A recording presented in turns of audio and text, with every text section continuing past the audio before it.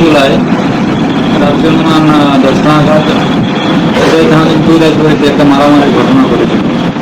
সেখানে দানিয়েল দেববর্মা এবং কাথার দেববর্মা দুজনকে খুব ব্রুটালি মারা হয়েছিল। সেই ব্যাপারে 3 জনের বিরুদ্ধে একটা কেস রেজিস্টার হয়েছিল সিলেট থানায়। তারা হলো সমরেন্দ্র দেববর্মা, সন্তোষ দেববর্মা এবং রাকেশ দেববর্মা। যাদেরকে মারা হয়েছিল তাদের মধ্যে থেকে একজন দানিয়েল দেববর্মা গত 1/8 এই মাসের 1 তারিখে জিবি হাসপাতালে মারা যায়। তো সেই ব্যাপারে আমরা টেকমনের মামলা রেজিস্টার করি।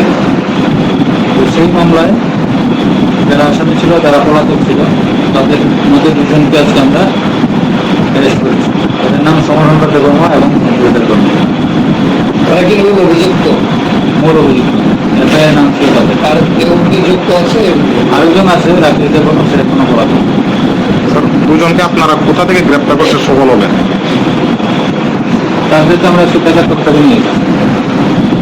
কালকে কি কোর্টে কোর্টে স্যার, এই ঘটনার পরিপ্রেক্ষিতে এখনো পর্যন্ত এলাকার পরিস্থিতি কোন পর্যায়ে আছে? যাদের ভিকটিম ফ্যামিলি তাদের মধ্যে একটা তারা খুবই ইমোশনাল হয়ে আছে। সেটার জন্য দুদিন হয়ে গেছে আসামিকে গ্রেপ্তার হয়নি। আজকে আমরা দুজনকে অ্যারেস্ট করতে পেরেছি। উনি তাদের পরিবারকে আমরা দেখি।